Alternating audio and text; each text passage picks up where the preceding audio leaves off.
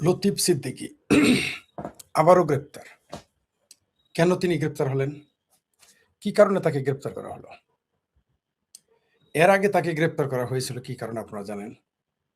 সেইখানে তিনি নাকি মুক্তিযোদ্ধাদের একটা বিষয়ে প্রোগ্রাম ছিল মুক্তিযোদ্ধাদের নিয়ে।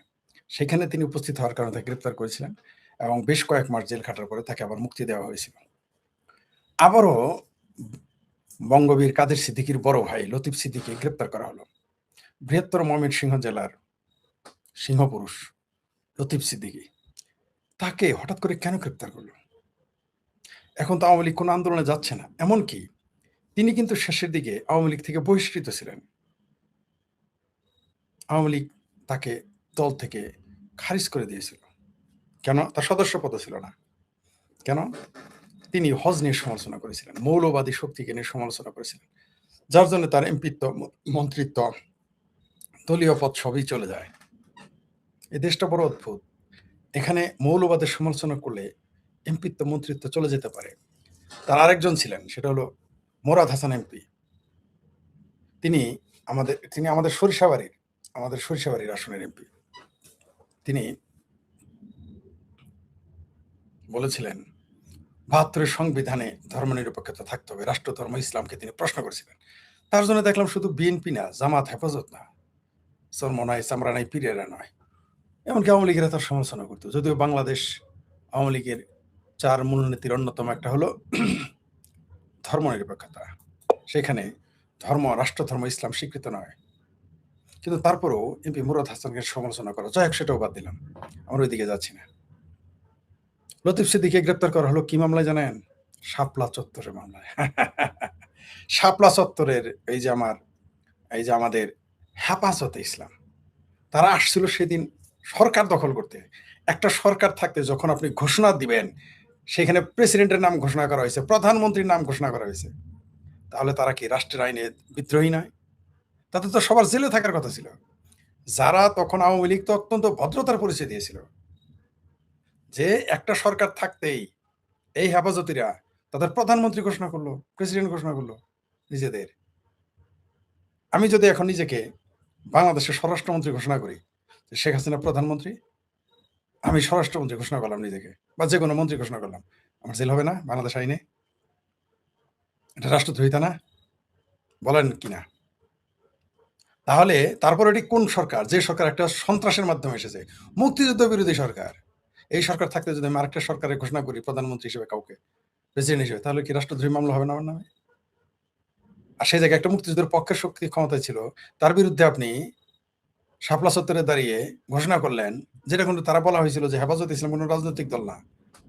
অথচ হেফাজতে ইসলাম নামটা একটা কুফরি ইসলামের দৃষ্টিতে। কারণ ইসলাম হেফাজত করবেন আল্লাহ, তার ফেরেশতারা আছে, না থাকলেও তো অন্তত পক্ষে আবাবিল পাখি আছে। হঠাৎ করে হেফাজতে ইসলাম বানায় ফেললো বাংলাদেশের হাটাজারি মাদ্রাসার কিছু লিল্লাহর মৌলবী আর কিছু বলৎকার মৌলবী মিলে বাংলাদেশে হেফাজতে ইসলাম বানায় ফেললো। আমি নিজে এনটিভিতে একটা অনুষ্ঠান দেখেছিলাম, তিনি সেখানে দাবি করেছিলেন যে হেফাজতে ইসলাম নামটাই শব্দটাই কুফরি। আসলে আমি বারবার বলেছি, এটা হেফাজতে ইসলাম নয়, এরা হচ্ছে হেফাজতে পাকিস্তান। হেফাজতে ইসলাম না লিখলে তারা মার খাবে। হেফাজতে পাকিস্তানে এখনো যদি কোনো দল করে, সেটা লাতিফটা হবে। এই ভয়ে তারা সেটার নাম রেখেছে হেফাজতে ইসলাম। এই হেফাজতে ইসলামকে সামনে রেখে আমরা দেখেছি বিএনপি, জামাত এবং অন্যান্য দলগুলো ক্ষমতায় যাওয়ার প্রক্রিয়া করেছিল, আর তারা নিজেরাই ঘোষণা করেছিল। সবচেয়ে একটা বিষয়, আশ্চর্যের বিষয় মনে করে দেই, আজকে কাদের সিদ্দিকী বলছেন হ্যাঁ তারা ভাইকে ফাঁসি দিয়ে দেখ, তিনি গোসা করে বলেছেন। আপনি কি জানেন হ্যাঁ হেফাজতের আন্দোলনে এই বঙ্গবীর কাদের সিদ্দিকী সমর্থন করেছিল, তাদের পানি খাওয়ানোর কথা বলেছিল, আমার মনে আছে।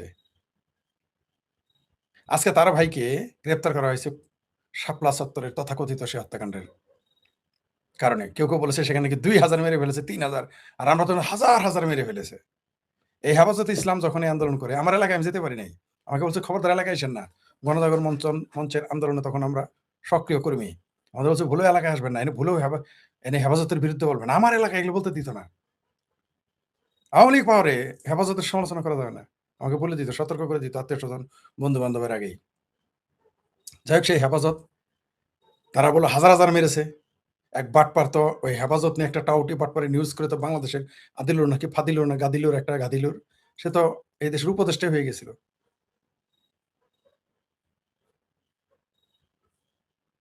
এটা কত বাটপারি, কত লাভ, কত মানুষ হাজার হাজার হত্যা করেছে, খুঁজে আর পাওয়া যায় না। ৩৬ জন নাকি ৬৩ জনের উপরে খুঁজে পাওয়া যায় না, বলেছিল হাজার হাজার মেরে ফেলেছে এই জঙ্গিদের কথা। হেফাজত ইসলাম হলো বাংলাদেশের কট্টর মৌলবাদী সংগঠন, যারা এই দেশের গণতন্ত্র মানে না, যারা এই দেশের স্বাধীনতা মানে না, যারা এই দেশের সংবিধান মানে না, এই জঙ্গিবাদী সংগঠন। তারা সেখানে তৎকালীন সরকার তাদের সরিয়ে দিয়েছে, সরাসরি তারা রাষ্ট্র নিজেদের প্রধানমন্ত্রী ঘোষণা করেছে, স্বরাষ্ট্রমন্ত্রী ঘোষণা করেছে, তাদেরকে সরকার সরিয়ে দিয়েছে। এটা বিরাট অপরাধ হয়ে গেছে। সেই মামলাতে লতিফ সিদ্দি বীর মুক্তিযোদ্ধা এবং সেই সাথে তিনি সংগঠক, তৎকালীন আওয়ামী লীগের নেতা। বাংলাদেশের রাজনৈতিক ইতিহাসে, মুক্তিযুদ্ধের ইতিহাসে তার নাম স্বর্ণাক্ষরে লেখা রয়েছে। তাকে গ্রেপ্তার করা হলো। কেন গ্রেপ্তার করা হলো? আসলে কি তাই শাপলা চত্বর? না। আর তার স্মার্টনেস দেখেছেন? একেবারে বীরের মতো তিনি যে স্ট্রেইট কিভাবে চলতেছেন, এটা হচ্ছে নেতা। থোড়াই কেয়ার করেছেন। তিনি কি বলেছেন? আমাকে ফাঁসি দিয়ে দেন। কেন বলেছে? বলার কারণ হলো যে তারা যে বাটপাড়িটা করেছে, তারা যে প্রতারণা করেছে, সেটাকে তিনি সরাসরি চ্যালেঞ্জ করেছেন, যে ফাঁসি দিয়ে দেন। কারণ জানে যে বিচার কি রায় হবে, ভালো করে জানে। এই লতিফ সিদ্দিকীর আসল অপরাধ কি? কি কারণে তাকে গ্রেপ্তার করা হলো? তার আসল অপরাধ হচ্ছে তিনি আসল অপরাধ হচ্ছে তিনি মুক্তিযুদ্ধের পক্ষের। তিনি মুক্তিযোদ্ধা ছিলেন এবং সেই সাথে সংগঠক। এটাই তার আসল অপরাধ। এই ব্যাপারে ডক্টর হুমায়ুন আজাদ স্যার চমৎকার কথা বলে গিয়েছিলেন যে এই স্বাধীন বাংলাদেশে একদিন পাকিস্তান ভাঙার দায়ে মুক্তিযোদ্ধাদের বিচার করা হবে। তার কথাটা কড়াই গন্ডায় মিলে গেল, একেবারে হুবহু মিলে গেল। আজকে ২০২৪-এর সেই তথাকথিত সন্ত্রাসী আন্দোলনের মাধ্যমে একটি তথাকথিত মুসলেকা সরকার ক্ষমতায় আসার পরে তারা যা ইচ্ছা তাই করতেছে। এই ১৮ মাস তথাকথিত ইউনুস, আরেক বদমাইশ বাটপার, তার এনজিও গ্রাম সরকার যেভাবে বাংলাদেশের মুক্তিযুদ্ধের চেতনা, মুক্তিযুদ্ধের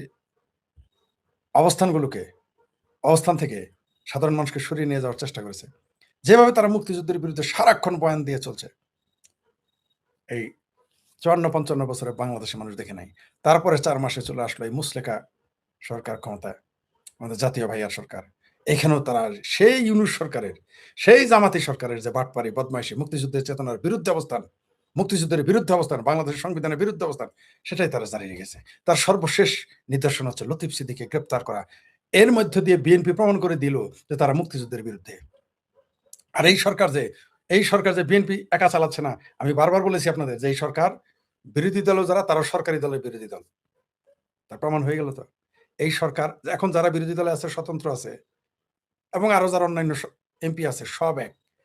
জাস্ট একটা পরিবার বিচ্ছিন্ন ভাবে বসে আছে। একটা মুক্তিযুদ্ধ বিরোধী পরিবার মনে করেন এই পুরো সংসদকে তারা বিভিন্ন জায়গায় লতিফ সিদ্দিকীকে গ্রেপ্তার করার মাধ্যমে তারেক রহমান প্রমাণ করে দিল যে তিনি মুক্তিযুদ্ধ বিরোধী। লতিফ সিদ্দিকীকে গ্রেপ্তারের মাধ্যমে এই তথাকথিত এনজিও গ্রাম সরকারের পরের যে এক্সটেনশন সরকার, এই মুসলেকা সরকার, বিএনপির সরকার প্রমাণ করে দিল যে তারা আসলে মুক্তিযুদ্ধের চেতনাকে ধ্বংস করতে চায়।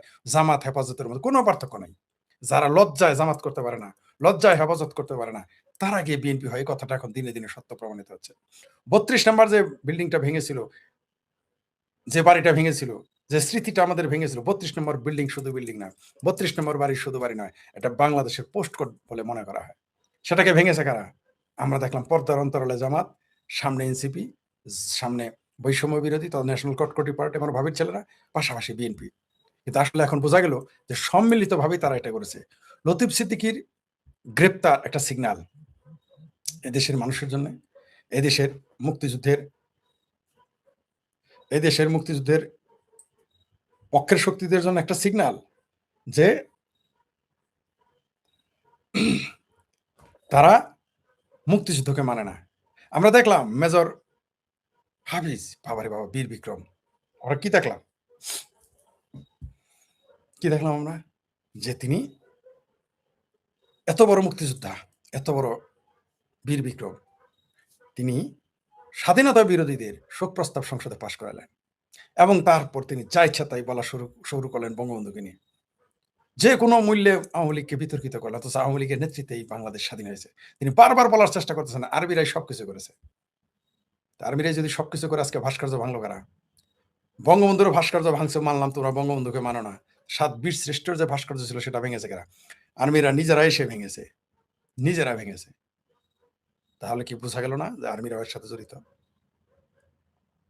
নিঃসন্দেহে ২০২৪ যে ৫ই আগস্টের আন্দোলন হয়েছে এবং ২০২৪ ৫ই আগস্টে যে বাটপাড়ি হয়েছে, ফাত্রামি হয়েছে, তথাকথিত বিপ্লব হয়েছে, এটার সাথে সেনাবাহিনী জড়িত ছিল তা তো দুধের মতো পরিষ্কার, দিনের আলোর মতো পরিষ্কার, একেবারে ঝকঝকা পানির মতো পরিষ্কার।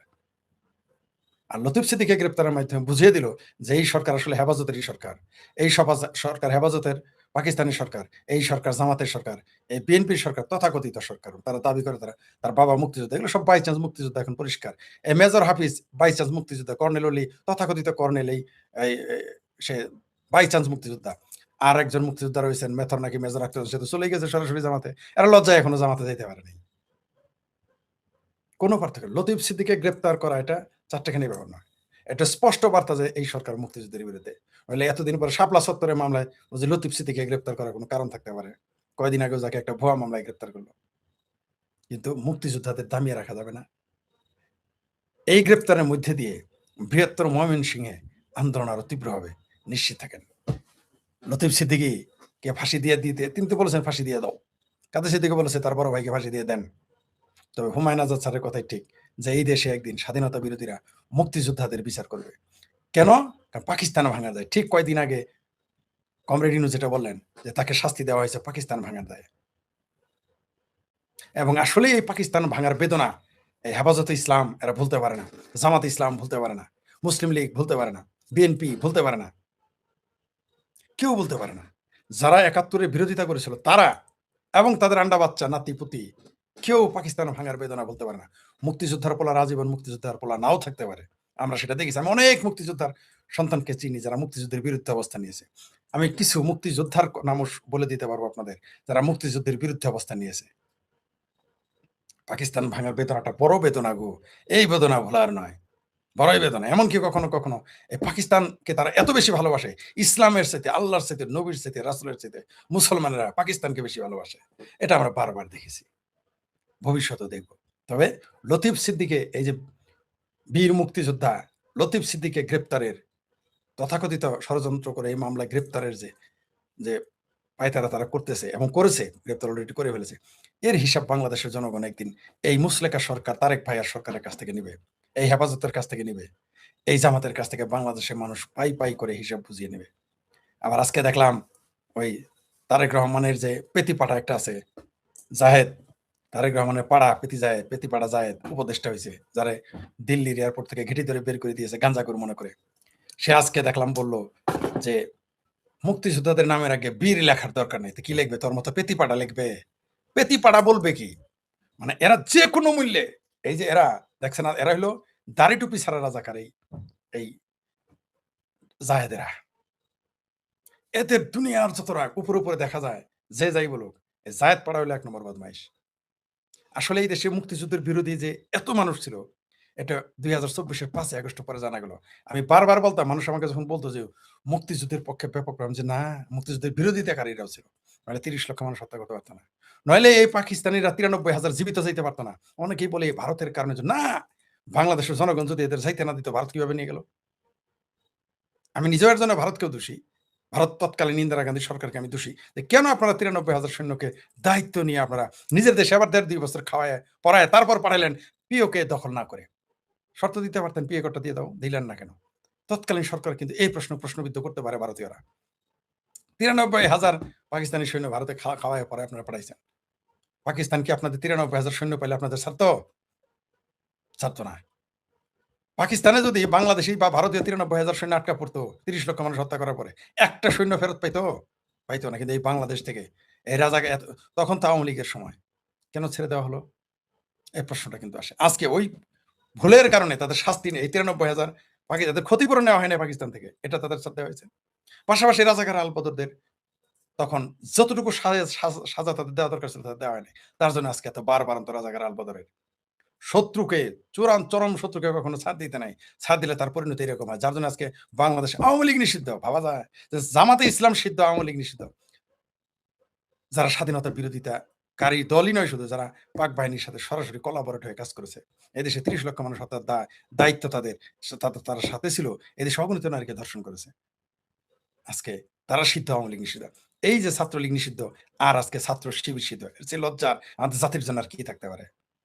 বলেন আপনারা কি থাকতে পারে? এটা কেন হয়েছে জানেন? ওই যে ৯৩,০০০ সৈন্যকে বাংলাদেশের মুক্তিযোদ্ধারাও তখন ছেড়ে দিয়েছিল। যেতে দিয়েছিল, এটা একটা দায়, একটা ভুল। আবার ভারত তাকে ৯৩,০০০ সৈন্য নিয়ে যেতে এটা আরেকটা ভুল। আর তারপরে আমাদের ভুল হলো আমরা পরিকল্পিতভাবে পুনর্বাসিত হওয়ার সুযোগ দিয়েছি। আমি নিজের চোখে দেখেছি ২০২৪ আওয়ামী লীগের এমপিদের মিটিং এ গিয়ে আমি নৌকা মার্কার মিছিলে আমি শিবিরদের দেখেছি। সবসময় এভাবে প্রশ্রয় দেওয়া হয়েছে। আদর্শগতভাবে আপনার সাথে আপনার দলের বিরোধিতা থাকতে পারে। কিন্তু আপনার যার সাথে আদর্শগত বিরোধ তাকে আপনি কিভাবে প্রশ্রয় দেন? তার ফলাফল আজকে আওয়ামী লীগের এই পরিণতি। তার কারণে আজকে মুক্তিযোদ্ধা লতিফ সিদ্দিকী আজকে জেলে। জননেত্রী শেখ হাসিনা আজকে দেশ ছাড়া। দীর্ঘ